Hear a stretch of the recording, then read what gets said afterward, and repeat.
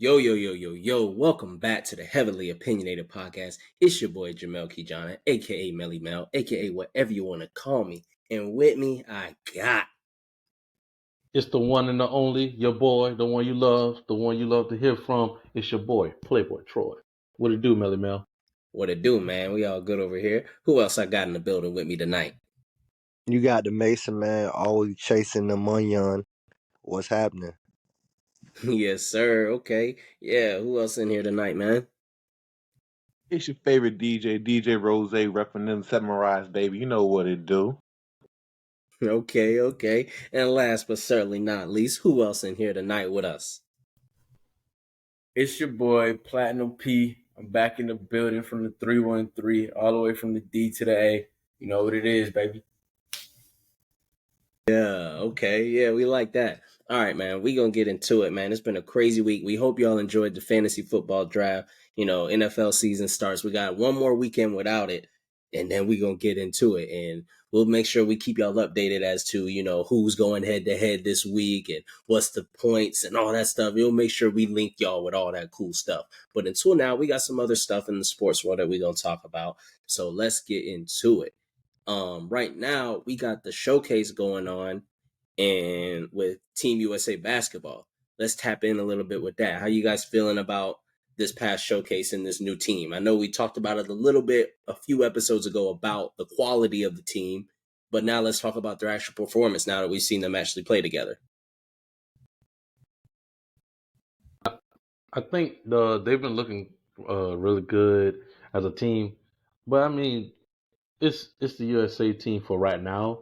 It's kind of like the JV team, but they've been playing really good. A lot of games have been kind of close. They haven't really blown out a lot of teams, but that's what expected because a lot of junior varsity kind of superstars on this team.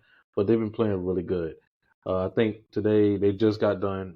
The day of us recording, they just got done playing Germany with Anthony Edwards and Austin Reeves going as a combined 50 points. So I think today was probably their best day scoring wise, but I think they only won by like 10. So, but is so far so good. Yeah, that's an interesting point you brought up about this being the team for now, because we got to realize we're still, when was the last Olympics? 2022. So we're still 2 years. We're only halfway through. Well, no, we're only a year away, off from the Olympics, I believe. So we still got 2 to 3 years left until the next Olympics, and there'll definitely be more tournaments and showcases for them to participate in, to where they'll call up the actual guys that they might really truly want.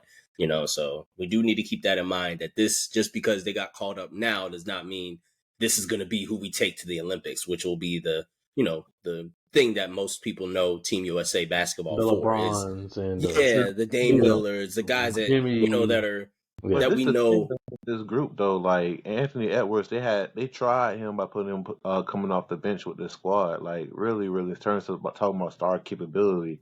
Like, yeah, if you want the right team, the best team that'll be on the floor, but like it looks like to me going with this team, especially I have a really big question about going for next year too, because apparently Steph Curry wants to be able to participate next year.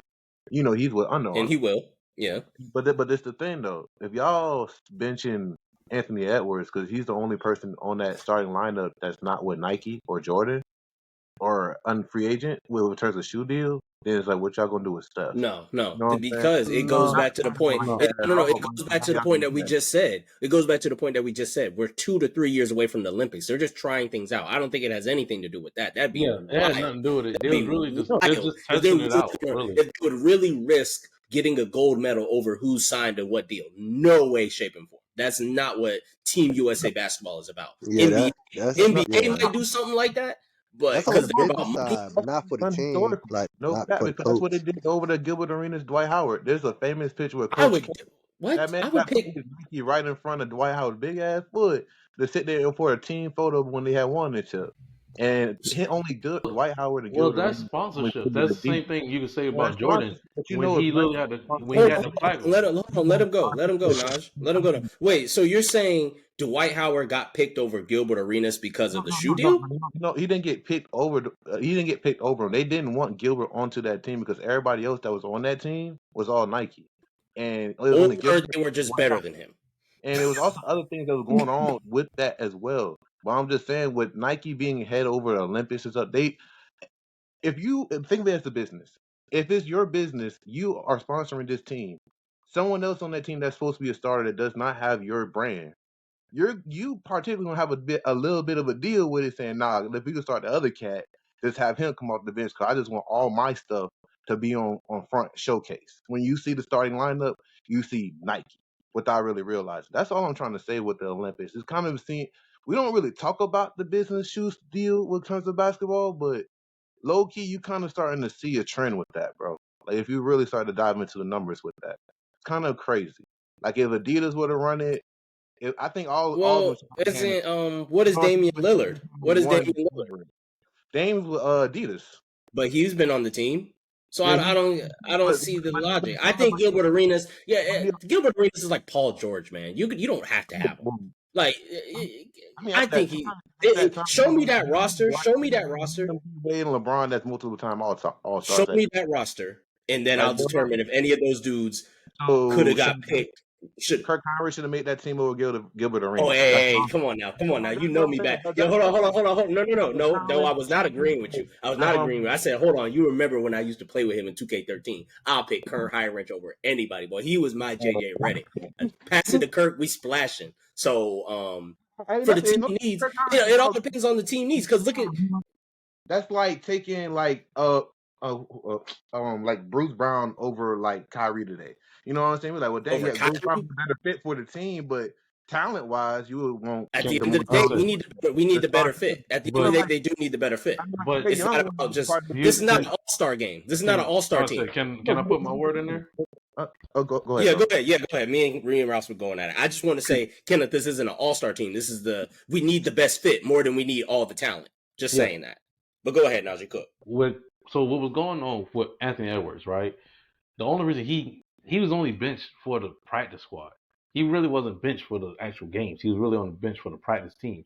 Because really what was going on was Steve Kerr and his coaching staff of like Ty Lue and all those guys and Spoelstra, they already knew Anthony Edwards was the lead guy. He's the head guy of that team. But they wanted to see where everybody else was placed at on this because we even said it ourselves when this team first was announced. We was like, what the hell is this team? They're not. It's not no big star power team. So it's like we're used to seeing those LeBrons and Damian Lillards, but this team is like a bunch of, like I said, B stars. So it's like it was either gonna be Brandon Ingram's team or Anthony Edwards' team, and that's how they kind of wanted to see it. That's why on the practice run, the first practice runs was Brandon Ingram was on the starting lineup, and it was just his team. And then on this after I want to say 2 or 3 practice games, it was Anthony Edwards that was only on the starting lineup, and then to see who it had to come up to. And then from there, they built a starting lineup of Jalen Brunson, Anthony Edwards, Brandon Ingram, Miles Bridges, and Jaren Jackson, and not Jaren Jackson. Jaren Jackson Jr. Like that's what it was. So that's what they had. That's one of the reasons why they had Anthony Edwards on the bench or on the second squad because they just want to see where was everybody placed at. They were trying to figure out the best rotation of it. And we already know with Steve Kerr as the head, he was going to do an experiment run with that anyway. That was already 100% predicted, and especially with Eric Spoelstra and Ty Lue as your coaching staff. The test run of all these lineups was going to happen. So it's not like Anthony Edwards is going to be the only permanent person that's going to stay in the lineup. The point that he's on a different brand of Adidas or whatever, that doesn't really mean anything because yes, it's a lot of players that have had different brands and everything, and certain people might have gotten picked over uh, because of the brands and everything. But we could go ahead and go back to Jordan, where USA was represented by Adidas, and all he did was literally cover up the jacket with an American flag, and stuff like that has happened multiple times. It's not like that's going to be the first time that somebody from a different shoe brand will be representing whoever. So if Nike is the head of the Team USA, they're probably going to pick somebody like Curry. He's going to be there. If he wants to play, he's going to be on that team. You're not about to stop Steph Curry because he's with Under Armour. That's not going to happen. So and on like the picking of the teams is really based off of really the head guy like LeBron and stuff like that. So whoever the head guy was for uh was the head guy for that team where Gilbert Arenas didn't get picked, it's probably based off the head guy and based off of what the team needs. Like like Melly Mel was saying. The team might need it more bigs. And Dwight Howard, I'd rather have more bigs on that team than an extra point guard when we already have 3 point guards. Yeah, No, and Ross, I do get what you're saying. I do get what you're saying, Ross, about that. It could be something like that where that does play a factor, but if a person, like he said, Steph Curry's big to the point where you don't care about that. But Gilbert Arenas, if I'm already debating if Gilbert should be on the team or not, then it's like, okay, maybe I could use that as a push factor to why I want to say no. How about he doesn't? But a dude like Steph, you don't care who he signed to. You want him on the team. I don't think Gilbert was that good to say, I don't care who he signed to. We want him at the team at that point in his career as well. You know, I'm not saying he was, you know, so that's maybe that. There's a possible truth to what you're saying is, but I don't think he was that big enough for him to get overlooked like that over that. At that time, him, D Wade, and Brown was all tied with All Stars at 2. So it's like there was no everyone else on that team with Dwight Howard on down. Like Chris Middleton has been an all-star. I mean, if you look at that starting lineup, it was all slashers and all the shooters were on the bench. That was why they didn't win gold. That was the reason why they lost. Real live. They could have used a shooting point guard at that time when you got D Wade and Braun in there instead of having, I forgot who was even at the point to start. It wasn't Kurt. Kurt came off the bench. Then they had like Shane, but I don't remember that whole team. Like we only trying to get into all to the numbers with that. But like when you talk about looking at stars, it's like for Team USA, for anything, for any of these games, bro, it's like Trae Young with him going on after the fact saying that he wanted the opportunity to get onto this team and he didn't get that. I look at that and be like, dang, like you said, you have the right to handpick your players and talent, but like if you have talent that's available and out there, give some of these stars or some of these players the chance to be able to come and try out for the team and be able to show and prove that they don't just play one way. They could Yeah, be but able they did though. They be did able to though with this team. Looking at this team, with the I'll business. let you finish. But a lot of times when you look at the Olympics and you look at a lot of these teams, it's like whoever sponsored the team that year, run it. You know what I'm saying? Just like you're talking about Jordan, Nike. Like Brandon Ingram, he's not with nobody. So what does he do? He wear Jordans. You know what I'm saying? Well, okay, well that's not a bad thing though. At the end of the day, they sponsor the team. Like if you're Nike, you're like, bro, like trying to keep a look here. You know what I'm saying? Like either way, we're going to win gold. So it's just like if we're going to win gold regardless, I would like it to look this way. That's all I'm Okay, like. but going back to your point about how giving everyone a chance, look at the people on this team. They definitely gave everybody a chance because they didn't have to pick these guys. And then also remember, we still have 2 more seasons before we actually even get to the next Summer Olympics. So that's 2 more seasons for Trae Young to continue to just, do his thing. And I'm not saying Trae Young has to prove that he deserves to be. He definitely deserves to be on the team. But I'm saying you got 2 more seasons, like 2 more off seasons before we even get there. So it's like, you're good, man. You might get called up next year. These are honestly, these are the guys who they want to see if they might call them up for the real Olympics. I think next summer and the summer after that are going to be the people we might actually see. This was the tryout. I think Trae doesn't have to try out. These were the guys that we want to act. I feel like this is the tryout for the actual team. You see what I'm saying? I feel like next season it's going to be a mixture of some of these dudes and the guys that we know are going to start. Like it'll be Steph, Dame, Clay, like, those guys, LeBron, if he wants to. It would a mixture of some of these guys that they said, okay, they were good enough. Let's bring them back. And then the last summer before will be the full roster. So I think we just got to be patient. Yeah, I'm about to say, Trae, away. He's going to have a chance to go again. Like, it's not like this is a make or break on him. Hell no. This is a showcase where they played Puerto Rico, and probably the toughest competition in this showcase was Luka's country, and he's not even there. Yeah. So it's like there's not their biggest international threat isn't even playing in the showcase right now. I don't even think if Greece is in the showcase, Giannis isn't even playing. So it's like there's no real threat, so they didn't need to risk any injuries. The literally only star power, and that's probably what on our team. That's probably what Steph and the other dudes looked at it too. Like, oh, there's no real. Luka said he's not gonna go play in the showcase. Giannis said none of the people that we actually need to worry about are even playing. None of the people that might give us a threat in the Olympics are even playing in the showcase. So why do it? Let's just let these other guys basically try out because they'll beat them anyway. So I think that's what it is, man.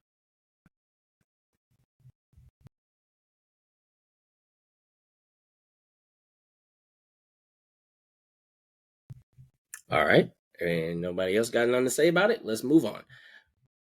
Yeah, I just think I just agree with Najee and Jamel to the point that, it just this is just a tryout basically for the ultimate US team. Like, a lot of these players is young, but they're like how I look at it.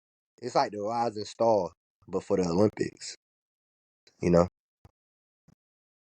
Yeah, that's a good way of putting it. I like that. Yeah, I Yep. agree with that. Now, I 100% agree with that too, honestly. Like, I mean, when I look at the team, like when I was explaining this to one of my friends, they was like, what is the select team? I'm like, the select team is basically the young guys that's like, they're coming together to try to like get the NBA where they need to be in a seeding, but it's really a tryout to see if they're good enough to be on the main team. And, we're going to have like Steph and maybe Dame and all of these other players there as well. But the real, like the right now, this is just tryout time. But I mean, they also have to fit a system as well. Like you can't just grab your stars for this. You know what I'm saying? They have to fit a certain system because if they're not able to, then you're gonna have butting heads and stuff like that. I mean, you don't need that. And so the coaches, I feel like they sat down and Grant Hill, he's kind of over this. I think he did a good job with his selection. Like this team, I do wish there was a better like 4 and 5 decision, or like players that you could put in there. You only got Walker Kessler, Bobby Portis, and Jaren Jackson, so they're playing BI at the 4. But I mean, in Euro basketball, you are able to do that. And they got Paulo playing the 5 too. So Well, I mean, yeah, and they got Paulo, and That's wild. and Him at the Paulo's kind of 5 is small too. wild. That kind of fits Yeah. the other point. But I mean, so that being, but I will in Euroball you can do that. You know what I'm saying? So that is a take as well. Yeah, I saw some of the highlights and I was like, Paulo's not really that good defensively. So him at a 5 is crazy. But before we move on to the next topic, this made me think like the last Olympics, I don't think well, Jokic was good, but I don't think he was at the level that he definitely wasn't at the level where he's at now, back-to-back MVP type of, well, no, I think that was his first year he won MVP. So I'm thinking possibly, I think he's from Serbia. I think I had him and Luka mixed up. Luka's from Slovenia. I still can't remember. Either way, East Europe. I'll go with that. And so we could be on the lookout for his team too, because they might start to try to get him surrounded by some better talent as well. Or it could be a Greece situation where they're just like, oh, we'll just rely on you. Because I'm seeing Luka's country start to bring in some guys that could bring in and develop guys that can kind of help him out. But I'm not really seeing it so far yet out of Giannis's country and Jokic's country. But we'll just have to see about it. Giannis help is just his brother. Yeah. And that's the sad part. Yeah. Yes. Yeah. And I mean, they got a big man on that team that's fire, but he gets in a lot of foul trouble, and that's not going to help Giannis because he clogs up the lane himself. So just having another big man in there is going to clog up the lane even more. Yeah, that's valid. But speaking of team chemistry and how it affects things, we're going to move into a topic that we didn't get a chance to discuss. We talked about it like maybe a month ago about the running backs that we were like, dude, who's going to sign them? I was hoping Philly would get maybe Zeke. Once Dalvin got released, I didn't think we would get him because at that point we plugged in and got Rashad Penny. I was thinking Dalvin would go home to Miami or something. But the news is we'll first talk about Zeke though. The man is going over to Najee's team, the New England Patriots. Let's go! So I'll let you take it from here, bro. How you feeling about it? It's time to eat. No, I'm kidding. He in New England, man. So we have a system. The way it works, man. You running back over there. You ain't I want to say Sonny. He had a great run with us, but before Sonny, we really don't be running that ball that much. We don't. It's like you may run the ball. You might get more than 200 yards, maybe for 1 week, but brother, you ain't gonna get that ball that many times. No, y'all definitely run the ball a lot. Ramondre Stevenson, I had him on fantasy last year. He was putting up points, man. Yeah. But I'm saying, y'all do run the ball. Y'all just don't run it with one person. It's not consistent. Yeah. Y'all spread the wealth. It's not the same person all over. Yeah, that's what y'all do. Like when we had Sonny Michel literally had the ball multiple times. Like it was always him. And then we got Stevenson, and we started mixing it up. We got different people up in there. And Yeah, I done seen like your 4-string running back get reps Yeah. like every week. It's like, everybody get a chance. Mhm. So like with Zeke, I don't know if it's gonna be the same rep. Like, is he gonna be running the ball more, or we're gonna stay with the same system? And if I know New England, we're gonna probably stay. We ain't gonna Yeah, y'all should, because looking at his career in Dallas this past year, he wasn't that back that you could. I don't think a lot of people think it was like, oh, Tony Pollard was just better. No, I think Zeke couldn't be consistent with that many touches anymore. So Tony Pollard had to get better. You know what I'm saying? I think it's the same here, where it's like they're not going to sit there and try to run Zeke to the ground, because that's just not what his career is at, and that's just not what New England is on. He's going to be on some, okay, give me the third down. He's turned into a third down back. He's turned into a goal line back. I could take that. He's like what LeGarrette Blount did for us in Philly. He was our third down back, while Jay Ajayi was the dude. Yeah, Jay Ajayi was the other dude that we could have used. That's what I was about to compare him to. I was like, he could be our LeGarrette Blount all over again, which I'm okay with. I love LeGarrette Blount when he was on our team. So I was like, man. Yeah, because you had James White first. It was like James White first and second, and then LeGarrette Blount come in for the third, or for the like short yardage or the goal line. So I like it. How y'all feeling about it? I think 21 is definitely gonna help out with Mac Jones a lot, because just like y'all saying, short yard running games, because the bell cow days, those is long behind Zeke. Every year since he's been paid, it's been going down with his career, but it's been injuries, other happenstance, and also use in the offensive tip. And I don't think New England is going to be we're going to give it to him every down bat. I truly believe what they'll do. They'll probably do like a couple short to mid-range throws with Matt Jones, gets about 3rd and 5, 3rd and 4. You know what I'm saying? Well, actually not really 4. We'll go to 3rd and 3, because he gets about 5 yards to carry. So he could get you solid first downs, but in terms of like sitting there getting you 200 yards, them days it's not there for Ezekiel Elliott, especially with New England. And as you know, especially New England, is to do your job. So when you come in, we're expecting you to be able to come in and replicate that same effort and intensity week in, week out. Now, I believe it'll be a great revitalization spot for Ezekiel Elliott to be able to rehab his career, be able to get his face back out there. What was it, like a 2-year deal, wasn't it? Or did he sign for the 1? Like, I can't remember off top. It says right here, 1 year worth up to $6 million. 1 year. 1 year? Oh yeah, it's a prove it deal. So if he comes in and shows that he has time from the training camp preseason to learn the New England offense, he's not being dropped in like Cam Newton, where he has to learn the entire playbook and we're gonna dumb it down and just throw you into the fire. He's literally coming in to just be what he's always been and be consistent, get first down. Let me talk about that for a minute. Yeah, what's up? Let me talk about that. Yeah, Cam, everybody say Cam was kind of screwed from the get go. Yeah, you're a quarterback. Quarterbacks don't get moved in 2 weeks before the offseason, unless not his type of style of quarterback. Only plug and play type of quarterbacks, like Ryan Fitzpatrick. You're plugging Cam into a system that really wasn't his fit. Like, and the system wasn't going to change for him either. Like, New England has because there wasn't enough time. Yeah, like we wasn't going to change it around or anything like that.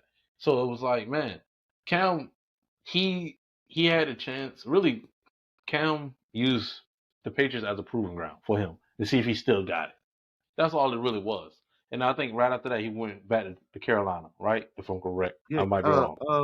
I don't think that's mine. I mean, he literally went right back to Carolina like week 8 or something. He had I think he scored a touchdown against Arizona. He was like, I'm back. Like that type shit. Yeah. But literally, it wasn't a win situation for him anyway. It wasn't going to happen in the right way. Like, as a New England fan, I love having Cam there, but I was like, man, he's not going to last long. He's just not. It wasn't the Patriots way. Like, that's just how it is. It's just like a player, and put in basketball terms, it's like when you get a player that is coming into San Antonio. No, I'll put it in this. It's like being the first player. No, I'll put it in this term. Cleveland and being the first round pick and saying you're here to replace this man here, or you're here to replace Duncan. Kyrie? Kyrie? No, this is what he is. Hold on, Ross. Hold on. Cam Newton was Bill Belichick's rebound. That's all it was. I'll take it. He just needed a Yeah. rebound, man. He needed a rebound from the breakup with He Brady, waited and he to was the like, "I'm gonna go get the baddest, the one that everybody used to love. Like, I'm gonna go do that." And it's like, okay, I like you know that. that's not really your type, bro. That's You fair. know that you That's kind of fair. out your league, bro. That's not really about the work. Like, you kind of just mad. You mad that you got dumped, and you just want to go after the baddest or And something. now Like, all look right. at him. Look at Cam Newton. He's on YouTube talking about black women because he's a Hey, big man. Real Housewife. Yeah, Not to look how he disrespect be them. dressing Not to too. Like, my man disrespect is. them, but Yeah, No, we that's just attacking you, how it Cam. goes. That's just how it Sound like a goes. no. lot of The league disrespect. started passing the word. It's like, nah, but I do want to say this though about losing Zeke. To all my Cowboy fans out there, thank God he gone, ain't it? No disrespect to Zeke, but man, that Wow. contract is crazy, bro. Wow. I You mean, see, we couldn't keep that. We couldn't keep them numbers, bro. We couldn't keep them numbers there, bro. We couldn't keep them numbers there. just remember to all the future NFL players that are potentially going to Dallas. See how they do you? You leave Nah, and then bro, that ain't nah. talk See, about you when DeMarcus you Ware leaving out the leave, door. we hurt. DeMarco Murray leave, we hurt. Tony Romo, goodbye. T.O., we Pat, hurt. Okay, inevitably, how you gonna feel when Dak leaves? Well, I think it depends on how he I leaves. want to say, Pat, I We'll don't have know to if you see. want Oh, to nah, they So, throwing a parade when Dak leave. Ronald Jones. He always stay hurt. So who's running the Nah, ball? I mean, not to sit here and I'm not. Tony Pollard and So, Deuce so Vaughn. I'm gonna No, address he that. ain't I'm gonna hurt. address He ain't that, Kenneth. hurt, man. He Let me Khalil start let me him. Like let he me didn't even address have it. the Can I address it? yeah. So I hate the fact that Tony Pollard is our RB1. But we can't have that salary on our books, bro, with Dak getting paid the way he's getting paid. That is like Minnesota Timberwolves all like times 3. You know what I'm saying? With the money and the setup, the way the NFL is and the way the chess, like this is chess. So it's like that's why it's times 3. But I don't know, man. I think we gonna definitely have to figure that shit out because like, I don't like our running back situation, you know what I mean? And I don't like our wide receiver situation. So Here's my that question to means you, I'm not Pat. a fan of our offense. Now that y'all have lost Zeke, right? Is this where was the best place did you see him going for him? As a Cowboys fan that's watched him play and seen the ending of his Cowboy career, Okay. where's the best Philly, place you see him? Philly, Philly, City baby. Philly. Philly would have been nice, but I'm gonna be honest, bro. Kansas City needs him more. Thank you, Pat. Because Kansas City Oh does not Lord. have a solid run game, and they don't need a solid run game. They just need a guy who can just run and go A get them third down 3 back. Yeah, yards, go get them exactly. So it's I like get that. they need him more than what a Philly would need because Philly already got what they need with the speed and this and that. So I would go with Kansas City just in terms of his likelihood of success. Or Buffalo. Buffalo would have been nice too. The Bills, because they don't have a solid run game neither. They don't technically need it either. We see that they don't with Josh Allen doing what I Josh know. I Allen think they do. does. But but you can get him in there to take some of those like hard hits that Josh might have had to take on the 4th down or on the 3rd downs. You can have him do that and then just have Josh maybe like do a sneak run because he can still go and do the runs and do what he needs to do.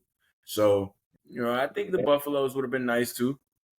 But honestly, I agree with you on that pick too, because dead ass, like especially we're talking about Josh Allen and how they use him in Buffalo. He's their entire run game and also the pass game. We know it's everything's going to Stephon Diggs, and also too, like as you said, Zeke would definitely take those hits away from Josh Allen because even though that led the league in picks last year, turnovers has been Josh Allen. Picks, fumbles, and fumbles lost that usage on his bat, you gotta down that so he could be able to be your MVP. Until you actually do that, for the NFL is different for getting MVP. Like you need your great player to be able to do more, but also retract it back and not have to be Superman every week. You know what I mean? You don't want Kirk Cousins getting hit up in the pocket first quarter, and then he got to come back just to win the game. You want your guy to be able to do those kind of abilities, but you don't want him to have to keep doing that. You know what I'm saying? So you want to build him up for success. Yeah. So I feel like with Josh Allen, especially with the regression of being the first couple like 3 years, something like that. No, it was second year, something like that before he took off, and he had a great playoff run. Since that one playoff run, it's been disappointment, disappointment, and disappointment. I Okay, think here's a question though. Here's a follow-up question to the question before, right? Now, okay, before Zeke got there, who did you think could have improved the New England offense? And if not someone improving it, what did you think was the mindset for New England's running game? New damn quarterback. I mean, running game. That's different. Honestly, I think you need a quarterback first. That's really what it is. I don't give a damn about the running game. This is not 2007. You can't run your way to a Super Bowl no more. If the running game doesn't involve the quarterback. I don't know. It's hard to really answer the question because it's like you need to improve the quarterback first. That's what's the most important. It's not about like think of the teams that Pat just named. He named the Eagles, he named Kansas City, he named Buffalo. Those all have top 10 quarterbacks, or at least top 15 quarterbacks, even if we want to go that far. You gotta have a good quarterback before you even want to think about like, oh, let's get improvements to a running game. Because what good is it to have a great running game but no quarterback? You know what I'm saying? It would have been like how the Browns looked before Deshaun Watson was off of suspension. You're running Nick Chubb, but the quarterback play is horrible. So it's like, what are we doing? I would argue that they need to get wide receiver talent before they could go ahead and What's say, a wide receiver talent without a good quarterback? Because you had to why get a wide receiver? Why get wide receivers if you don't have the quarterback that can fit with them? You don't get receivers before. Patrick Mahomes and Joe Burrow, all those guys have a number one, so you could be able to pick up a good to elite running back and mix and match. You need that talent. But you got to get the quarterback that can fit. Getting the wide receiver first is like putting your shoes on before the socks. You got to get the quarterback first to know what type of number one he gets. Because not every wide receiver can fit. Like, look at DeAndre Hopkins. He's still a solid number one, but he just doesn't mesh with Kyler Murray. You see what I'm saying? So it's like you got to have the right number one for him. You know, so I would have liked him to go to Seattle, but I know that coaching style not gonna like get the most out of him. But he would have been a great addition to that offense because they have people don't know, they might potentially end up having a top 3 wide receiver trio. And Geno Smith, I like Geno Smith this year, so it would have been a nice pickup if he would have went to Seattle. I ain't gonna hold you. It would have been a nice backup to Kenneth Walker. I do like that. With that offense. Nice pickup. That would have been nasty. Oh God. Yeah, I would have liked that. That's a good solid pick to where he'd go. Let's move on to the next running back, man. We're gonna talk about the boy, Mr. Cook. Mr. Cook himself, he done signed with the Jets for $1.6 million. You know what I'm saying? Go ahead, Frank. You like this one? Go ahead, talk about it. What's up, man? The Jets trying to make the playoffs, folks. Hey, man, Jets, Jet. I'm not a Jets fan, but I love this pick. This got me fired up because they already have a young back superstar ability in what's that boy name? Breece Hall. Yeah, Breece Hall. He's coming. He'll be back like middle of the season from his injury, I believe. So yeah, so this is something they greatly needed. So you're gonna have a power back who can catch the ball out the backfield to go along with A-Rod. Pokey. I need a poke 10. Just pop the poke 10. Shout out Aaron Rodgers. So I love this. I love this for the Jets. The Jets really trying to make a push. Because if you look at the AFC East, it's other than the Bills, and you could like argue Miami, because Miami got that they got a good squad over there too. It's kind of an opportunity there for the Jets. So it's like I think they're going in on this season for sure. Yeah, I back that because looking at Aaron Rodgers' career, started off with well, I wouldn't say started off, but he had Eddie Lacy at a time and Aaron Jones. So he does thrive with good running backs. So I think this is in running backs that can kind of do good too. Is this the best that we've seen the Jets in a long time? Hell yeah. and Hell yeah. it is the Well, best. roster, because at the end of the day, I do remember Mark Sanchez being one play from taking him to a Super Bowl. Like, he was really close. Nah, I this think he had to team is play. way better than that team. Yeah, they're way better Offensively, that offensively. Yeah, defense was yeah, better you're than right. this We're forgetting defense. the But Yeah. offensive line. Like he'll definitely help him out because now you can't just sit there and put your head back as D lineman to be able to go hunt Aaron Rodgers until you got to respect Dalvin Cook. So it's going to be heavy to see if he'll be able to reproduce his production, especially to be able to give the Jets a new look, especially while they're waiting for Brees Hall to come back. And they're definitely going to need it with their first 5 games and how they're looking. Like really, really, like it's a real potential. Even with this pickup, they could still end up looking being 1-4 simply because of the teams that they are playing against in the first 4 weeks. Like they I need think we're that much. seeing a Rams 2.0. I think we're seeing the Jets saying, oh, LA do it, New York do it. F them picks. Let's get it. All right, so We we go for the also this quarterback. We year we're go for the quarterback that was struggling in the NFC North. gonna be good this year. That year that all these teams has been so trash, all three of them are gonna be good. That's what I'm saying. It can't be All all three. these What you mean? teams in the divisions and stuff. All these teams in the AFC that's also be really good to Well, great. There's well, gonna be someone that's gonna come out of here with hurt feelings. Not oh yeah, everybody. most definitely. Because every year we do have 1 year. Every year there is a team that gets three of the division. Last year it was Philly's division. Dallas, New York, and Philly got in. A year before that it was like Cincinnati, Baltimore, and Pittsburgh. And then the year before that it was like Cleveland, Baltimore, Pittsburgh. Like every year there is a team that gets 3 in. And I think this might be the AFC East's year. I believe so. it Because hit I can't different. Do your in homework. AFC wise, I don't see any other team, any other division that can sneak 3 in. I could see some that could sneak 2 in, like maybe the AFC West could sneak Kansas City and possibly the Chargers, but I don't see anybody sneaking 3 in. Because I don't think Broncos are gonna even get that much better. They didn't really do anything to get better. I don't think Sean Payton's gonna change anything. No, because he left the Saints with like nothing really going on over there either. His coaching is outdated. He's not going to get him nowhere. The Raiders, they're not. No, Garoppolo's not going to get him that way, and because it took him years in San Francisco to really get him actually at a good level, So I think it's going to take a while with him, and then other than that, the AFC South is not getting more than one team in. Keep a lookout on the 49ers. Remember I said this. Keep a lookout on the 49ers. If they start that boy Purdy, it's going to be real spooky for him. No, it ain't going to be But what Purdy. about Trey Lance? They coming Come for on him. now. I've been picking the Niners the past 3 seasons because I really like them and their team, especially going to the NFC Championship games and stuff like that in the playoffs. Like I really like them over the Cowboys. But this is the thing with that though, bro. Karma is real, bro. Like how you gonna move up to go draft a man? Say, hey, we want the keys to be. You are the guy that we want. We want you. And then you gonna sit the man for 3 to 4 years and just have me like, oh no, we're putting you on ice. We got what's man, Sam Bradford now being the backup, saying this man the next. Who did he say he was?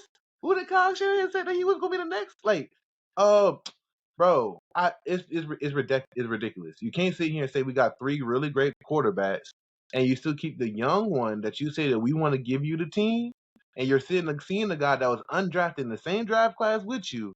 He earned it. He got it. He did everything he's supposed to earn and get the job off of your injury. That's dope. But don't sit here and keep the man. Like, don't try. Who was in the same draft class? Like, yeah, Brock Purdy Who? was Trey Lance. Yeah, No. Brock Purdy was a rookie last year. Trey Lance has been in the league for 3 years and has only played like 2 games. No, he hasn't been in for no 3 years. It's been two. Okay. Either way, still not the same. Right after Jimmy Brock G. Purdy was a rookie. Jimmy G and said, because they were trying to move Jimmy G out. You know what I'm saying? Because that's how this whole season started out. Because Trey Lance got hurt. Then they put Jimmy in. Jimmy gets hurt. Now Brock Purdy comes in. Yeah, he went 6-1. It was all time great. But it's like, dang, all right. What about Trey? Like that's Brother, that that's the NFL altogether, man. What are you talking Yeah, about? what about him? That's a story of the You know what I'm NFL. saying? Especially the 49ers. Look at Colin Kaepernick and Alex Smith. It's just look at Steve Young and Joe Montana. That's just their history. That's their history, bro. Look at I could even go back to the dudes that I remember as a kid that was trash. Kevin Garcia and Kevin Cobb. Like just those random dudes from like early 2000s for the 49ers that was replacing each other. That's just what they do. That's just what their history, and they love that. I don't know why. That's just I what they think do. I know this, because especially when you're a team, you're drafting who you draft It matters. must. It Because hear must. me out. It might. Detroit, that Don't famous give him class of that BS 2003. either about We karma. talked about LeBron, D Wade, Melo, Darko Milicic went to number 3 at Detroit. We are really blessed to say Chris Bosh and D Wade and Melo did not end up going to Detroit, because if they did go to Detroit, who was starting over Rasheed Wallace? Who was starting over Ben Wallace? Who was starting over Gerald? Who was starting over Richard Hamilton? Not Richard, Rick Hamilton, my bad. You know what I'm saying? Like, who was going to be able to get that time off to be able to be the star that it became on the teams they went up Bro, going to? they You might got to not be even able to needed to draft start. They them might have been come off the like you bench, do and right they would now. have been dropping 20 or dropping at least 15 coming off the bench. But that's So the thing. Don't I forget. just wanted to say I didn't mean for this to go into another like conversation, but I was just trying to tell the viewers at home, the listeners on the trucking route at the crib, chilling with your little incense. Man, keep an eye on the 49ers. I like Purdy. I like Purdy for the long haul. no, we like that. The extra combo Yeah, makes it better, because yeah. I was we got just, to talk about. We're gonna end up talking about these teams no matter what. They're gonna come yeah. across anyway, because So, they're still considered tenders to this day. Until it's time for them not to be contenders right now. To this day. To Exactly. this day. Yeah, but we was all gonna bring it back full circle. I know Pat had a question about the running backs, and he had asked me. He said we should ask this, and I was like, yeah, that's a good question. I want to get y'all answer on this too. Go ahead, Pat. Tell him. All right, real quick. Honestly, I'm gonna be honest, bro. I honestly forgot the question. We talked All right. about this, bro, and we were talking. I'm gonna tell y'all fans, bro. I got 1,000,001 things going on in my brain, so I forget a question in a heartbeat. You But good. you just started off, and I It remember. was like I remember my answer. That's I remember my answer. But it was like, have we name a running back? Oh, okay, Because you I were got you, saying I how got you, I got you, I you got were you, I got you. I already yeah. remember. See, I already remember. There you go. That's all we needed. Told Yes, y'all. sir. All We right, so that we active. name a running back that you believe, and I'm saying name a running back that you believe, or like running back or wide receiver. You can even go wide receiver with this, but name a running back or wide receiver, that you've seen late in their career, like we're seeing with both of them. But we also know that these teams, they already kind of have a running presence. You know what I mean? They've drafted young running backs, and we've seen teams with young wide receivers already. So it's like, why are they signing this vet? So name a vet that you've seen, and I think I know your answer already. I bet I got it. I think I know it. Go But ahead, take a crack at it. we have seen, signed or traded to another team late in their career and succeed, and be a focal point in that offense and change, the trajectory. And I think the answer that you were going to say is Adrian Peterson. No, I was actually, until you said veteran, I was gonna go Leonard Fournette. But you said Lenny. veteran, so I I was think like, Lenny was kind of vet status. he been in He wasn't a 2017. super vet. He was like 2017 when he got drafted to Duval, and then he left 2020. Okay, So he yeah, was only in the that's league not. like 3 years. He But had like 3 years in Jacksonville. what they say 3 years is all you got in the Yeah, NFL. okay. So, For the dudes we don't know, for the you dudes know, on the depth chart, but like the starters, an average career for a starter is at least like 7, even for a running back. Yeah, You know what I'm saying? But that's real. those are the 50, the dudes that's in the 40s. I on like the roster. Lenny. I like Lenny. They're in the 40s on there. But yeah, Lenny, I would say he was an example of one where it took off. But then, looking at his career now, has he left? I don't even know his status right now, honestly. I really don't even know Leonard's for. I'm gonna tell you his status. Champ. Yeah, that's really what it means. That's all that matters. Champ. Me personally, as a running back, if you can get your ring, your career is already short. Good. If you can get your ring early, definitely get out. Quarterbacks, I could understand you want to go get another one. Wide receivers, you want to get another one. Defense, like look at Von Miller, he wanted to get another one because he got his low key kind of early too. But running backs, they like running backs. I got it now. I'm out. You out. You out. Yeah. What y'all think? What y'all think? Like, what do y'all think? Who's some guys that y'all think that's been traded, running back, wide receiver that's been traded? You know what I'm saying? And you like, yo, this is crazy because this is crazy. Like we all said that when they were both leaving. Like, wow, this is wild. Like those are RB1s. Those are not just regular guys. So what y'all think, Rose, Frank, Playboy? Dang, I mean, I'm trying to think off top. And you said veteran running backs that got traded later for success. So I'm like, I mean, you can do young I guys was too. gonna say Like the you can do first young the guys because first person Randy that not a came to vet. mind. Are you talking about like currently right now, or are we talking about all the time? I mean, all time. I mean, what comes to mind? Right that comes to mind is Randy Moss because he was in the league for a while, and then he got traded. Even after he left New England, he was still a focal point of Minnesota. Like he was still up there. That's a fact. That's a fact. So that's I like mean, the first Randy. person that When comes. was Randy not a RB? I mean, a wide receiver one. You know what I mean? True. Like That's why I was like. That's why I was like. Are we talking about still? We talking about currently right now? Or we talking about all time? Because no, all I feel time, like all time. Randy always stayed he always stayed WR1.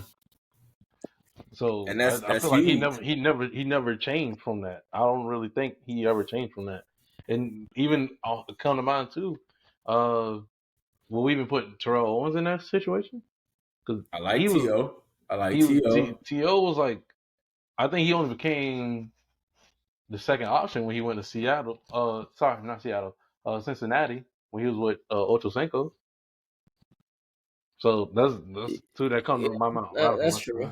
That's true. That's I'm valid. gonna throw a name in the pot. I'm gonna say Marshawn Lynch. I was He thinking bought that Marshawn. cat in Buffalo, and then he went to Seattle. Yeah, that's true. He always been an RB1. Yeah, things took off for him for real when he hit over there. Yeah, I'm looking at the numbers. This man went from about 1,000 in Buffalo. He got hurt. Ooh, I would say Ricky Williams started off with the Saints, and then he blew up when he got to Miami and hit that started doing that wildcat stuff with them boys. Yeah, that boy was a cat, boy. And Reggie Bush too.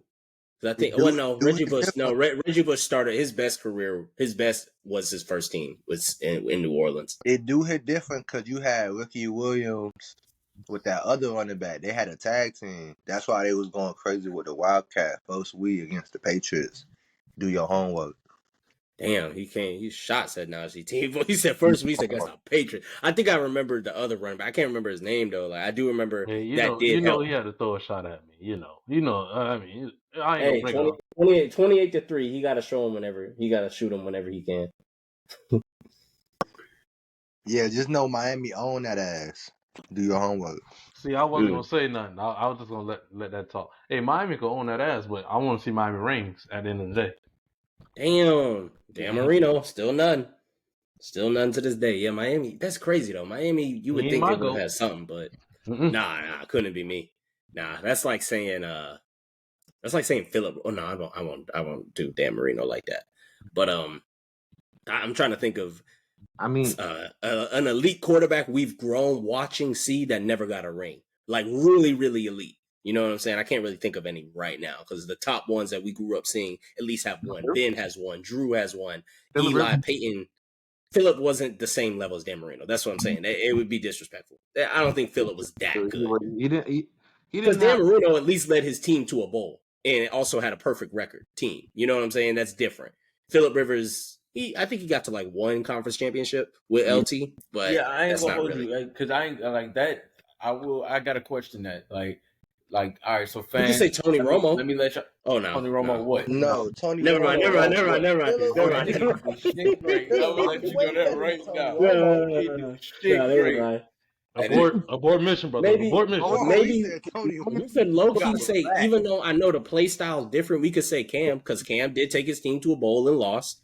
You know, or if Joe Burrow never gets a ring, I could say Joe Burrow and Dan Marino got similar. But let me ask you a question, though. Let me ask you a quick question.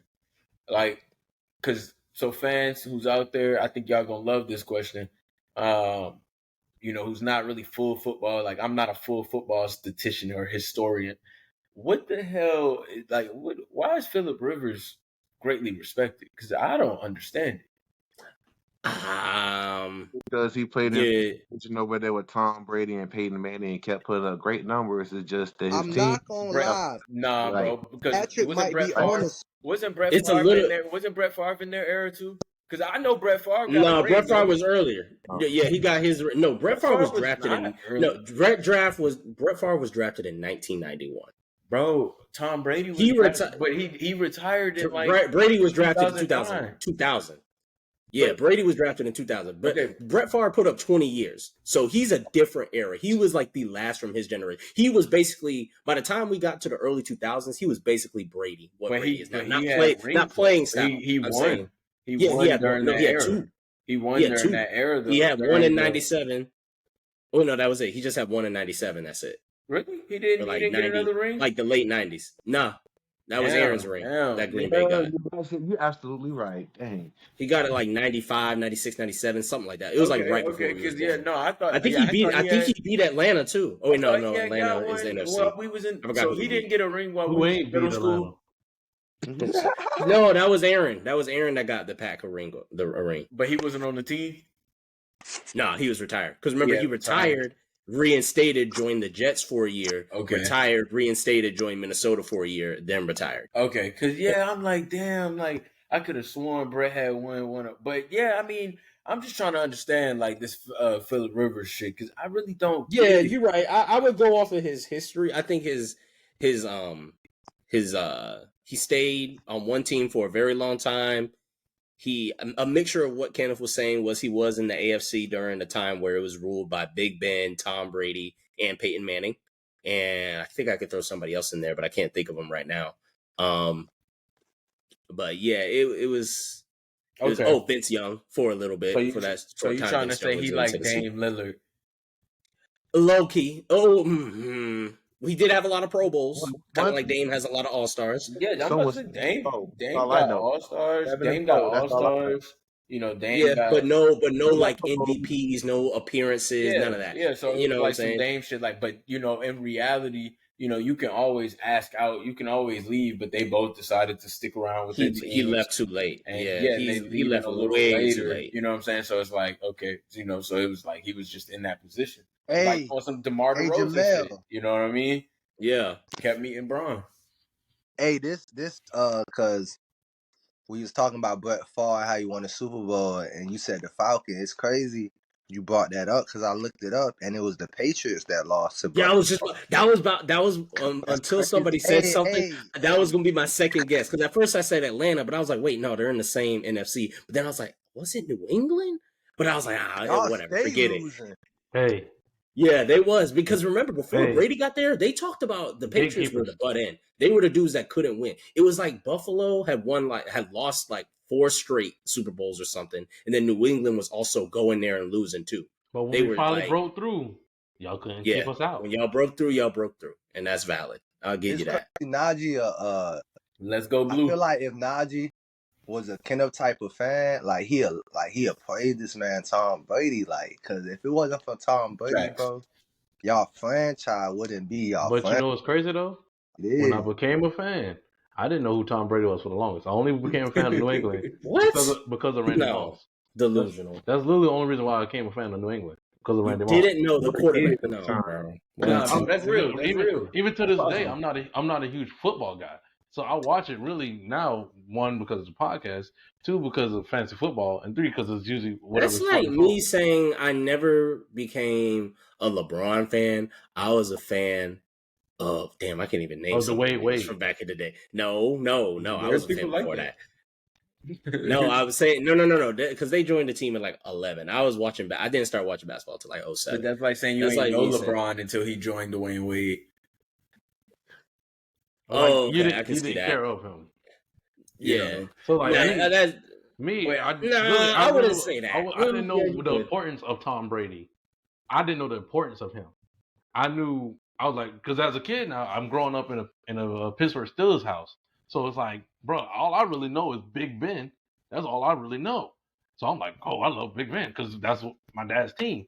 But I was like, man, I love me some Randy Moss. And I was like, man, I'm Okay, sick of you know Randy what?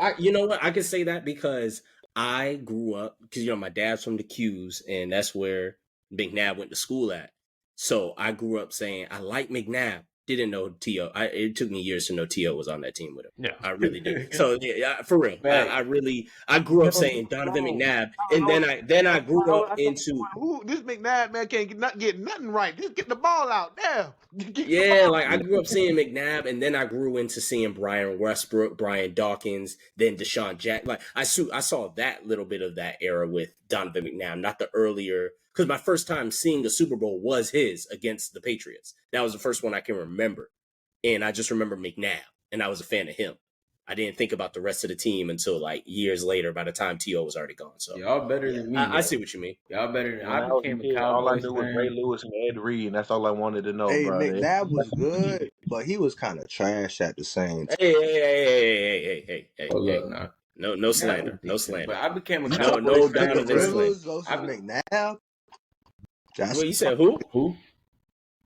Phillip Rivers versus McNabb. I'm taking McNabb. That's a conversation. That is a I'm conversation. taking McNabb. I'm not gonna lie. I'm taking I don't know McNabb, too man. much about Phillip Rivers though. Oh, But the way they praise him, that's a conversation. I'm taking McNabb. Phillip Rivers did have longevity, but if I'm just talking I about feel one like season, Phillip Rivers and McNabb get the same praise, and I'm like, Yeah, that's what I'm saying. They I'm get not the a same huge praise. and like Pat, I'm not a huge football guy, so I'm like, I'm out on this conversation, but I just know they both get the same praise in my eyes. okay, to each his own. To each his own. They both used to cry. dang, What? dang. Both used to cry like they used to be divas. Do Why your you homework. I could give you that. Quarterbacks tend to be, there's a lot of them out there. Yeah, shoot, we could look at T.O. He was one, well, like a receiver, quarterback-wise. I don't know. But yeah, We'll nah. see. But I was gonna say I became a Cowboys fan, bro, off of playing freaking Madden 2004, bro. I seen that star on Dallas, and I honestly, like, after that, that's what made me like rock out with him. But I used to like none of the players. stripes on the Bengals. I used to like the stripes on the Bengals growing up. I'd be like, "Ooh, that's cold. That's tough." And I don't know, it's because the college team my dad coached for were Tigers too, so I just like liked seeing that tiger, that Right. orange, and the That's that was hard. nice. And I was like, "Oh, I like Chad Johnson. Yeah, I like that. I like that one, man." So I get what you mean. I get what you mean. Sometimes you can see you growing up, you see that uniform, and you just like, or that logo or that helmet or something, you just go straight to, oh, I'm rocking with them. Right, like, yeah, they tough. Like, that got to be a Kings fan. Other than out of living out of Sacramento, like, if you're not from Sacramento and you're a Kings fan, you had to like their colors. There's no other way. Yeah, that nice, that royal purple. Well, you know what? Never mind. Yeah, that's another topic for another day. But right now we're gonna get into something that happened last night. Another UFC champion was crowned.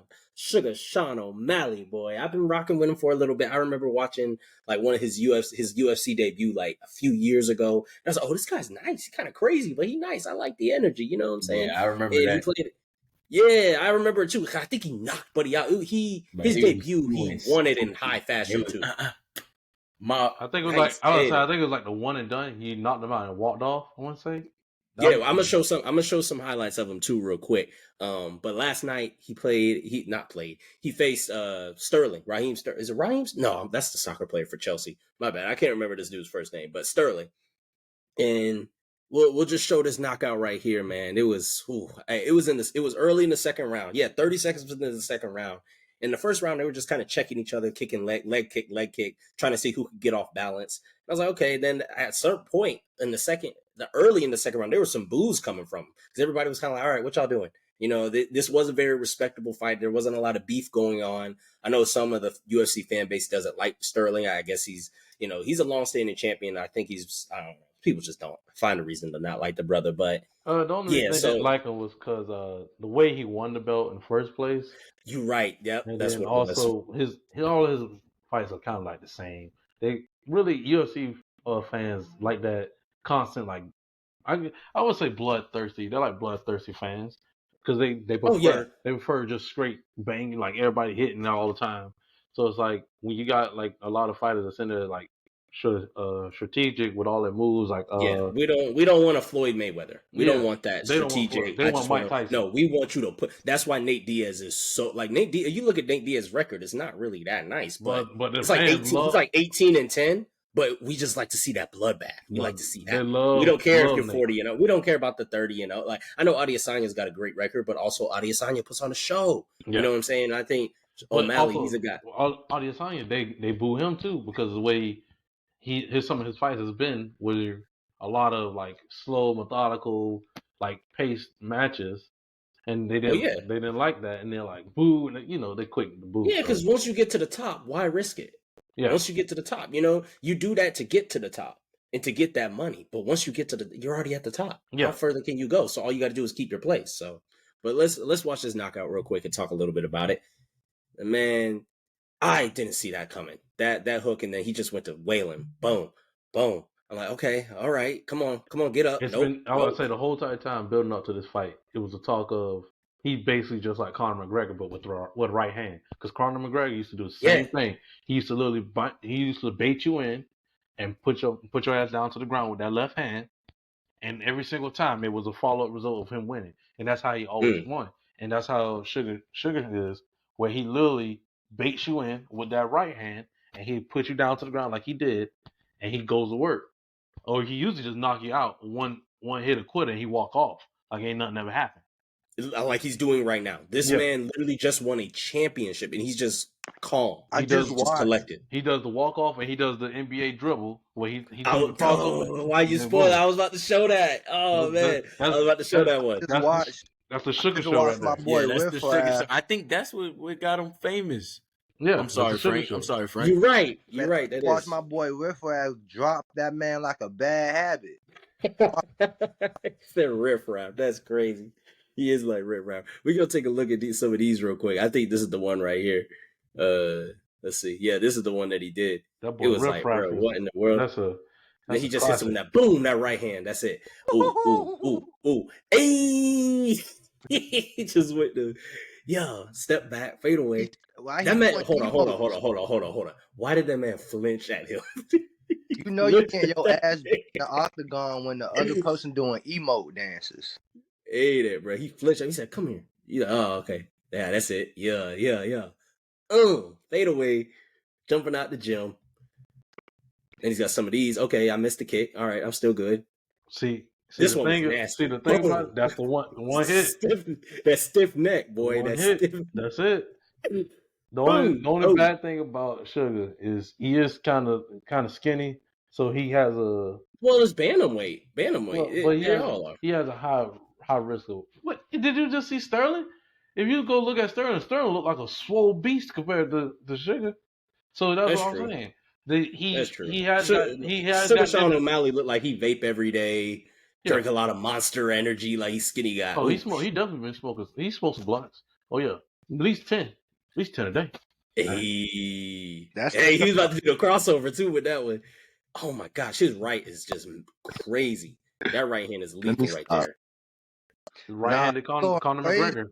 Why he got different color braids every time I see him? This man had rainbow. Yeah, now he got the same color. It's just discolored. Oh, the ref stopped, buddy. Herb Dean, I think that's buddy name. Oh yeah, he just stopped. One of the worst refs. He gotta take a nap. Still one of the worst. He isn't that. He's a hit or miss. Bro, Herb be sitting there and be watching this man go stiff, and then Herb be like, "It look like you can fight back still." Bro. Herb is a legend.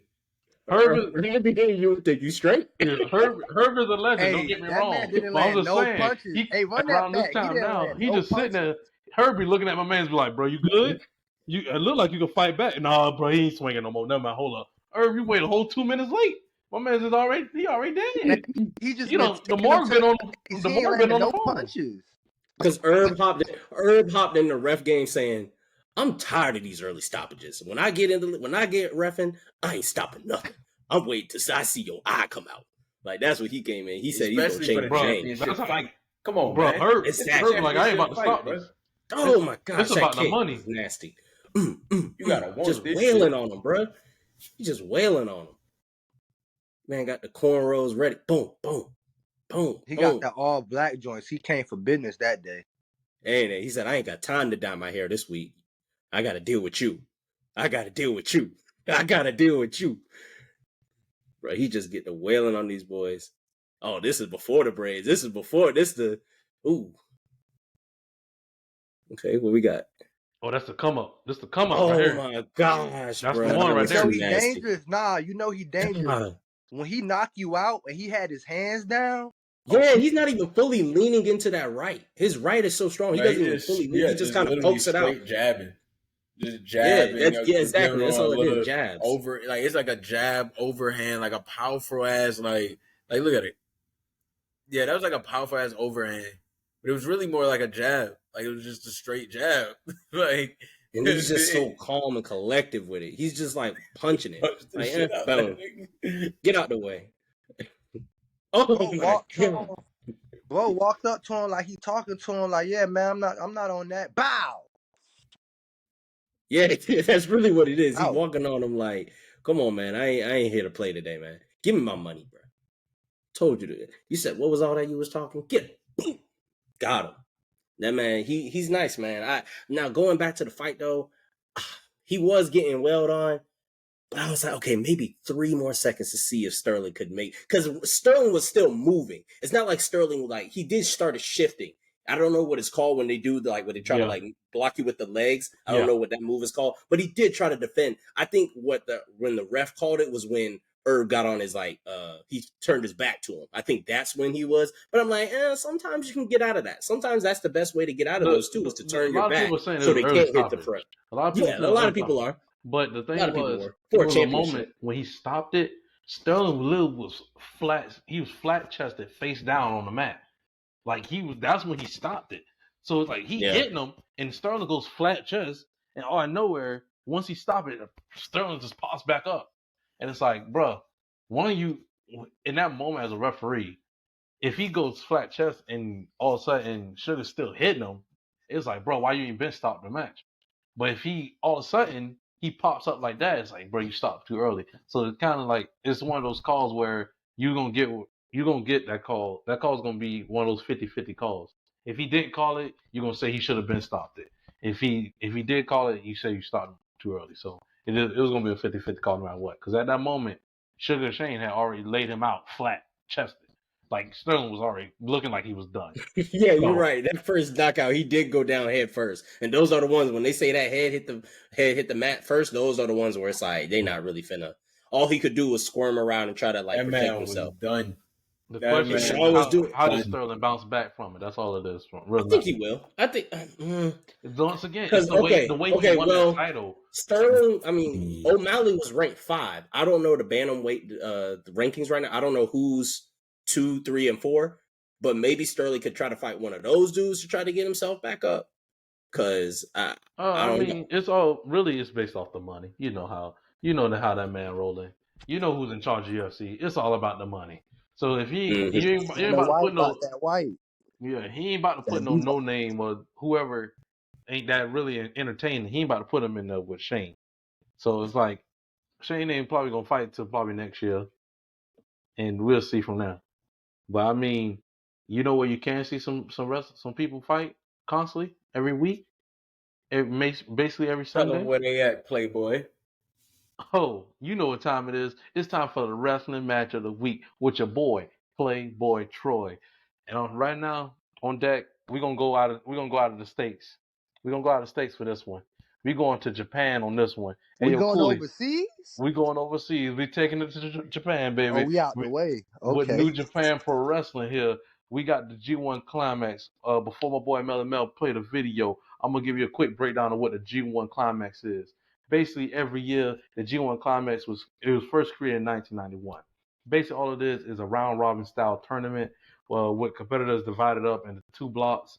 Or I think they broke it down to 4 blocks now. Each fighter they basically fight each other in the block, earning 2 points for each win, 0 for a loss, and 1 for a draw. And every match is 30 minutes long. So basically, how this works is they have their blocks and they break it down. Whoever wins the top of that block ends up going into a tournament where it's like you end up the block A will face block D, block B will face block C. The winner of that match will face off, and then the winner of that match basically wins an opportunity. They win a briefcase for opportunity to fight for the New Japan Pro Wrestling World Title at that year's Wrestle Kingdom, which is the Japanese version of WrestleMania. For those who don't know, so basically you get a chance to main event that WrestleMania, Japanese WrestleMania, which is Wrestle Kingdom. And in this match that's about to be shown here, we got one of the best, the aerial assassin himself. I think I've shown one of his matches before, but we got Will Ospreay. He's the New Japan Pro Wrestling United Kingdom champion, and he's taking on Tetsu Nato. I always mess their names up. Don't come at me, wrestling peoples. Nato, he's one of the best. His destiny is to win the championship. He represents Los Ingobernables Noblos, in Japan, and that's when Will Ospreay, he represents the United Kingdom. He's representing the United Empire.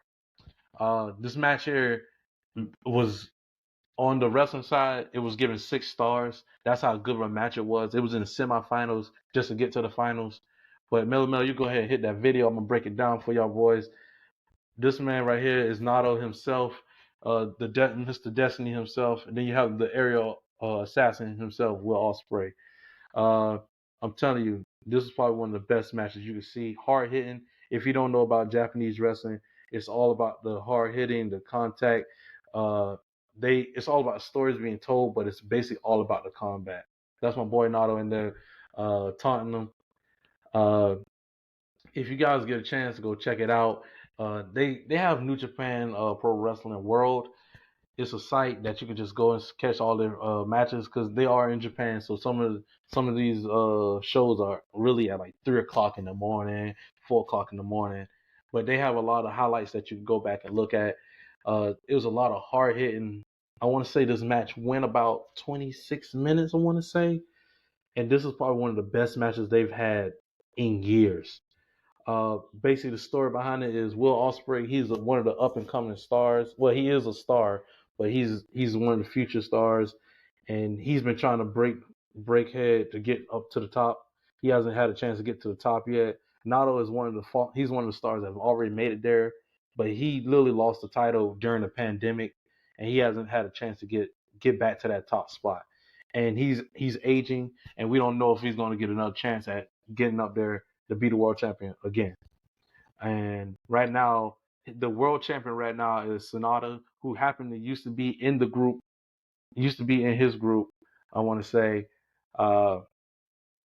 In the G1 Climax, though, the world champion is actually in the tournament. So he has a chance to vie for that. He has a chance to basically win the tournament, and he gets to pick whoever he wants as a challenger. If you saw that, my boy Will Ospreay just countered that perfectly and landed straight on his feet. My man's Will Ospreay, he's a genius in the sky.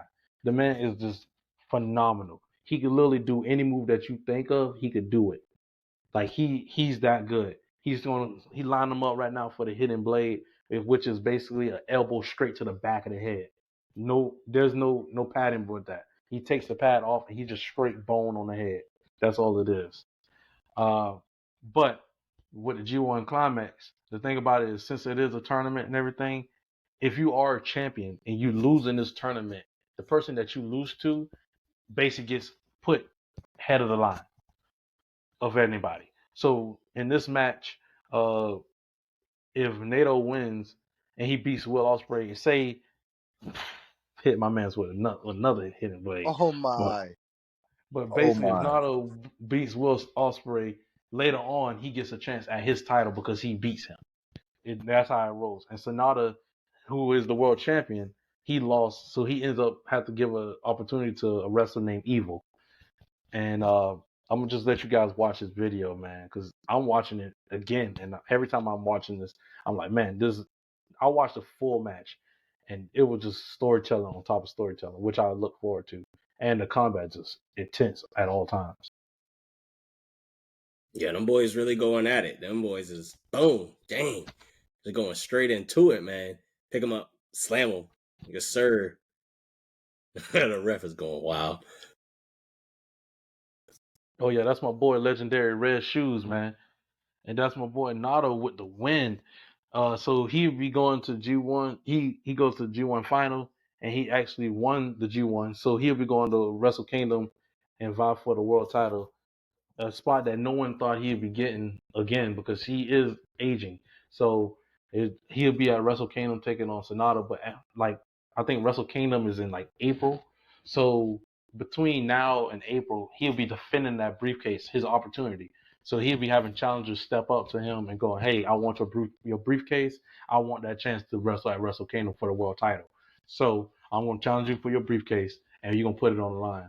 And basically he'll have a different challenger for every month, basically for that briefcase, until it's time for him to get to Wrestle Kingdom, and he'll face for the world title. But with that being said, that was the wrestling match of the week.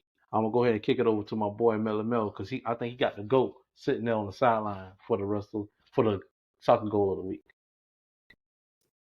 Appreciate that, bro. Yeah, we gonna kick it on over, and of course, I gotta put up Messi, man. I know if you listen to the video I dropped a few days ago, I talked a little bit about some of the matches to watch on the week. We still got it's Sunday, so we still got my team Crystal Palace playing against Arsenal tomorrow. Hopefully, we can stop Saka and everybody else, but they still play tomorrow or Monday. When you guys get this, the match will already be over. But I also saying be on the lookout for the Women's World Cup final between Spain and England. That was this morning here. I think it was like 6 a.m. here this Sunday morning. And I watched the replay because I was not waking up for it. And I watched the replay. Spain had won 1-0. They had an early goal by the number 10. I cannot remember her name, but also I want to send the condolences because I also found out a few hours after the match, she had found out her father had passed. So I know it's a crazy day to score a goal, the only goal in that World Cup final, then to find out afterwards your father had passed away. I know that's very, and you're in Australia, he's over in Spain or wherever the things, I don't know all the details, but I know that's a lot. So I just want to send the condolences to her and her family. But other than that, man, it was a good weekend for soccer as well because we also got to see the man Messi himself. The other game I told you to be on the lookout for. Man, Messi had finally got the League's Cup. It felt like it was going to take a minute for him to get something over here because the way Inter Miami was at a position already when he got there, it was like, okay, it might be a year before he wins them something, but he immediately got them a cup title. But before that, I want to show his goal that he scored. Here we go. It's like early, I would say maybe like the 20th or 30th minute. Messi just gets the ball right here. He's like, okay, we're going to go this way. Nope, we're going to go this way. And I'm going to just hit it with the left top corner. Boom. Silence the crowd. Celebrate with the boys. And I believe right after this, Nashville scored, like maybe in like it was like an own goal. It was in the second half. So it was 1-1. Then they went to penalties. And, you do the best out of 5. But then I think they tied 4-1 on the penalties. Both teams made 4. And then that's when they had to go to sudden death penalties. It went all the way to the goalies. And when what's the team? Nashville's goalie went, I was like, he's going to miss this. He is going to miss it. He was backed up all the way and it was blocked. And next thing you know, Messi had won. He had finally got a cup in America within, I'm saying finally, like it took him forever. It only took him like less than a month. He debuted the 21st of July and we're in the 20th right now. It took him almost a full month to get a cup. And it's crazy because you're looking at it and it's just like, how does he do this? Yeah, I mean, that's true. I mean, how does he do this is a huge question because clearly GOAT status, but I think that's the question that me and a couple other guys may have that are, not too into soccer, don't really understand, like, how is this possible? Like, you just debuted last week. Now you're a champion? Like, yeah, how is that possible? A champion of a tournament. It's basically soccer has so many tournaments that it's like you don't I'll use England because England's like a better example. They're the ones that I know the most. They have the Premier League, which is basically the NBA. That's the league that you play within. You have a title for that. But it's not really a playoff type title. It's just whoever has the best record, whoever has the highest points. You get every win you get like 3 points, and every draw you have like 1 point, every loss, no points. So whoever has the highest points, because you could have the same record, and then you'll go for goal differential and stuff like that. But either way, Premier League title is the first. And then whoever's ranked number 1, then whoever's ranked up to 4. So the top 4, they'll go to the Champions League, which is a tournament that every single country in Europe will participate in. Not the national team, but the clubs of those leagues. So basically, the Premier League in England, the top 4 will go to the Champions League. The top 4 in France's league will go there. The top 4 in Germany's league will go there, and they'll play a tournament to determine who's the European club champion. And that's another tournament. That's the biggest one, really. Not a lot of teams really care about winning their league title. They care about qualifying for the Champions League, especially in Europe, because it's a small continent. They're kind of all close to each other. It's like we want to just be the best in the whole continent, and Right. then also in England, you have like the FA Cup. The FA Cup is basically a domestic cup. Every country has one of those too. France will have one. It's not called the FA Cup, but they have one too.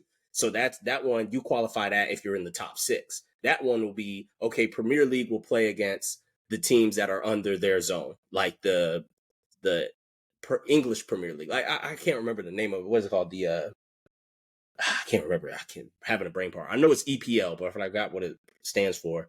But basically there's cups all within the league, and then you just have them with the leagues that get relegated. I think I remember explaining relegation like earlier. Basically in the NBA, imagine the Magic getting bumped down to the G League, and then the champion of the G League gets moved up to the NBA. Basically, Right. that's what it is. The worst of the NBA gets moved down and has to fight their way back next Dang, season. bro, They have to go through a full season, and that's how it is in the Premier League. If you're in the last two get relegated, and then the top 2 in the league below gets moved up. They have a playoff. They'll do a playoff. The league below, they'll do a playoff to see who can really get to that top spot. So the top 4 of the second league can battle the number 1 of that second league to get to that spot in the Premier League. And sometimes you can get right into the Premier League and get your ass right back down. Or you get in there and you stay in the Premier League for 10 years. That's a lot of teams. You think about like Manchester City, Manchester United, they all could be demoted one season, but they have done a great job over the past, my lifetime, of staying in the Premier League. So it takes a lot of money, time, dedications from the fans, dedication from the players, coaches to stay at the top. Because if not, you can easily work your way down. Within a matter of seasons, you could be like damn near forgotten about. But, it's hard when you got so much money, got so much talent. That's not really going to happen. A lot would have to happen. But so yeah, that's the clubs though. The clubs do that. They do all these tournaments throughout the season, and the MLS is different here. This is the first time they're really starting to do tournaments here because soccer is evolving. At a point, the MLS was just doing American style of playoffs where we're going to do a round of 16 at the end of the season to determine the champion. Now, this League Cup that Messi just won, this was the very first time they've ever done it too. Like he pulled up with the European influence as well of soccer, of football. So That's dope. yeah, he ended up winning that. But so he's never officially, his next challenge is now, I think they have less than 10 games. They got like 9 or 10 games left. And his team is at the bottom of the Eastern Division. He has less than 10 games. His team has 5 wins, and the person with the last playoff seed has 8 wins. So it won't take them that much, but it all just depends on if they have any draws, point differential, all the other things. So he could possibly get them in the playoffs. Because now I think next week will be his actual MLS debut.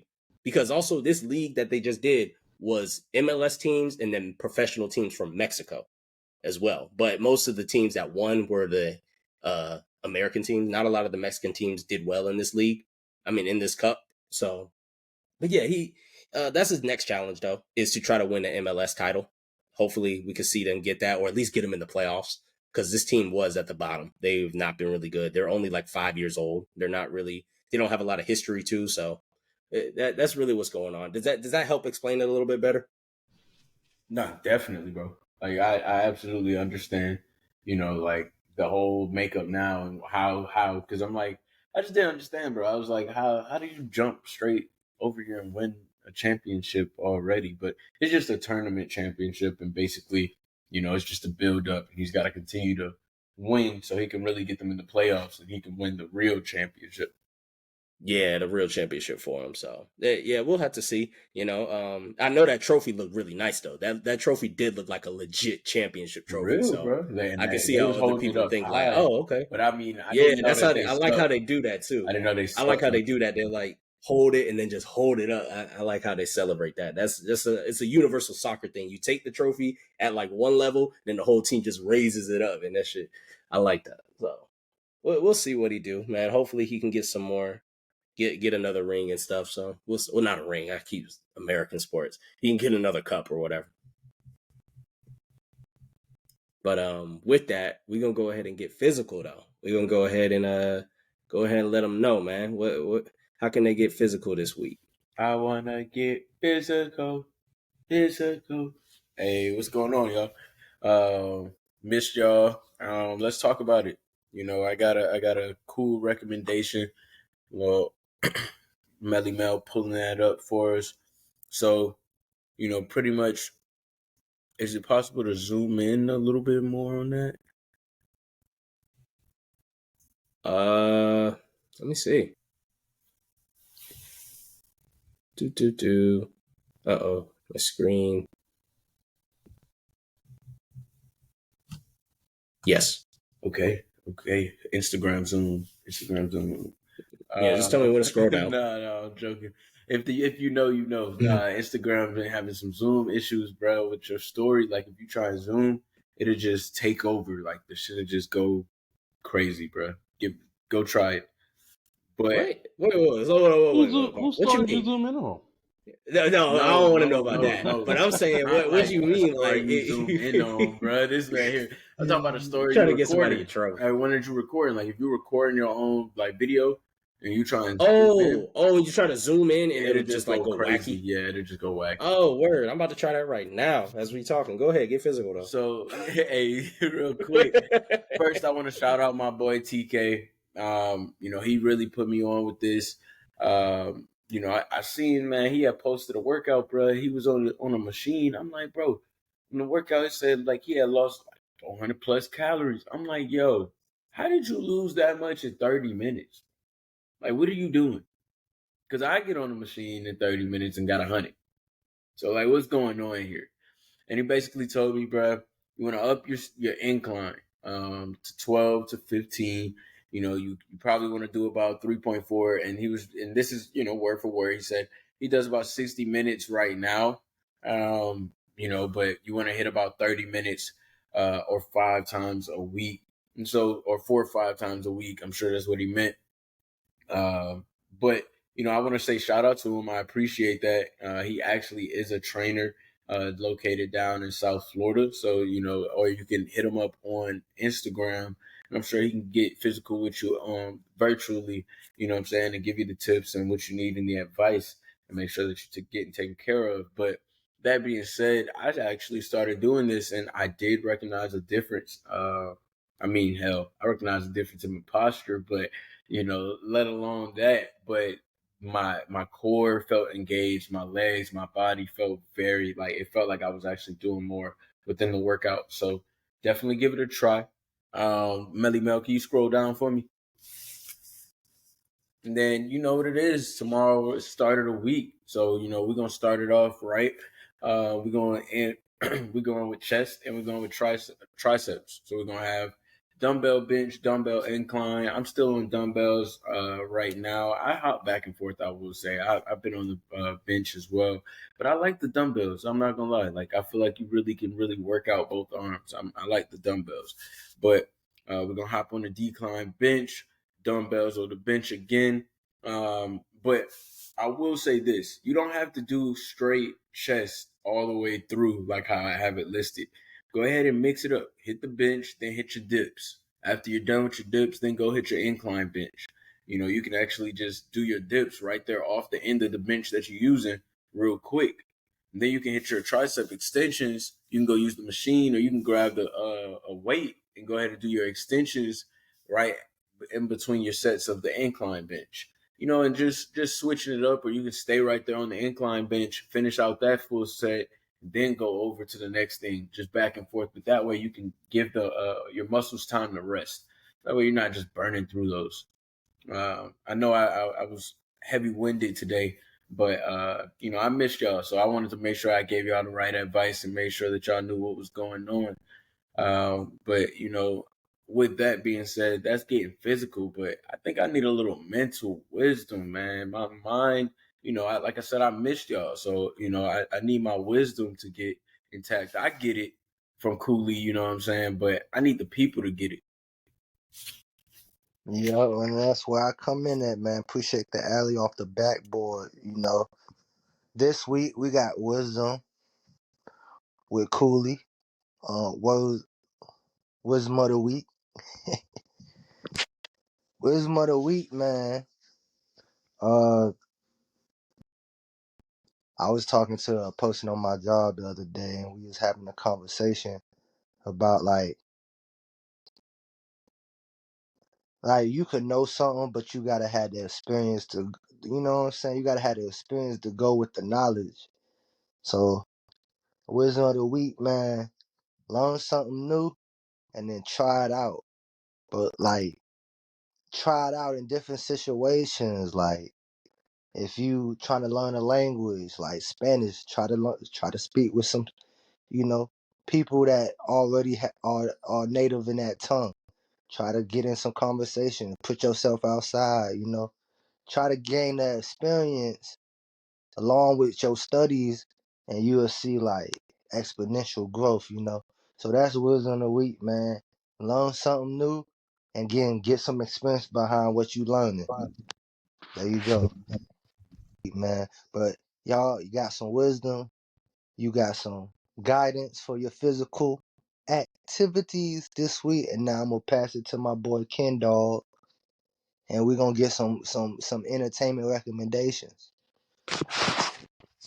Hey, appreciate that, Cooley. Appreciate that, Cooley. What's good people, man? It's a great day to be alive. You know what I'm saying? There's a lot of new stuff coming out today. Well, actually, this next coming week, bro. There's this new thing, Ahsoka. Believe we talked about it. I believe a week or 2 weeks ago on the podcast, talking about with Star Wars and about the Ahsoka Tano scenario and her missing gap. Well, that's coming out on Tuesday. I believe 2 episodes will be dropping on Disney Plus. So especially on Tuesday afternoon, you ain't got nothing else to do. Definitely tap into that because that's gonna be a big talking point, especially all over across the social media. What for other honorable recommendations for this week? What I got for y'all this week? I got Seven Deadly Sins, the final movie, the second part just dropped on Netflix. This is the final conclusion of the entire Seven Deadly Sins manga. And then next what we'll be seeing coming through for them will be the Four Horsemen of the Apocalypse. That will be completely epic. I don't believe we'll get that until 2024, possibly about springtime, like March. But as soon as I know, you guys will know. But other things we got coming out, Zom 100 dropping episodes by the week. Now they did drop the live action film. It is pretty good. I would recommend watching the anime week the week first before you get into that because it low key, high key kind of Hey, spoils yo, Ken everything. Dog, What's up? let them folks know where you can find that and the name of it. Give them the name of it again. Well, yeah, Zom 100 is on Netflix. Netflix. That's on Netflix. You can also catch it on Crunchyroll or wherever or other streams or platforms you want to catch it at right now, especially the fact that it's popping the way that it is. Everyone's really loving the anime. It's unfortunate what happened to the author when I referenced it to when I first introduced it to the show and everything. But I want to look into to make sure that all the proceeds from the anime and the merchandise that's coming out is going to the family and stuff, because you know how that is. How things can go with businesses and when they can see a market and be able to go up and above beyond that, especially with the author not being able to finish his own product. So definitely keep an eye out on that. But where is that right now with his vision? Definitely beautiful and epic. If you like anime, if you're looking for something to get into. Man, that was a good episode, y'all boys, man. We talked a lot about a lot. And before we get up out of here, go ahead and give yourselves some promotion for anything that you need to promote. Yeah, y'all boys go ahead and check out We're WrestleManiacs 2 on YouTube with me and my boy Izzy 2 Real, where we sit there and break down wrestling. New episode just dropped this past Friday. New episode is going to be dropping every Friday. And if you're in that Savannah area in the Pope 912 and your face need to get cleaned up, go ahead and hit up Mystics Bar. It's a black-owned business. Go ahead and schedule an appointment and tell them that We Are WrestleManiacs 2, or you could tell them that the Heavily Opinionated Podcast has sent you, and they'll get you right. Nigga, or you're fucking odd. You're trash. Get out of here. Because both companies sponsor them. I mean, both companies. What are you talking about, bro? What Nah, happened? I'm just hating on this nigga, bro. That's Wow. all. Oh, okay. Yeah. Dang. Yeah, man. Get out of here with that shit, Man, bro. look, Get out with that's that all. war shit, bro. What Nigga, is this, bro? you know what? You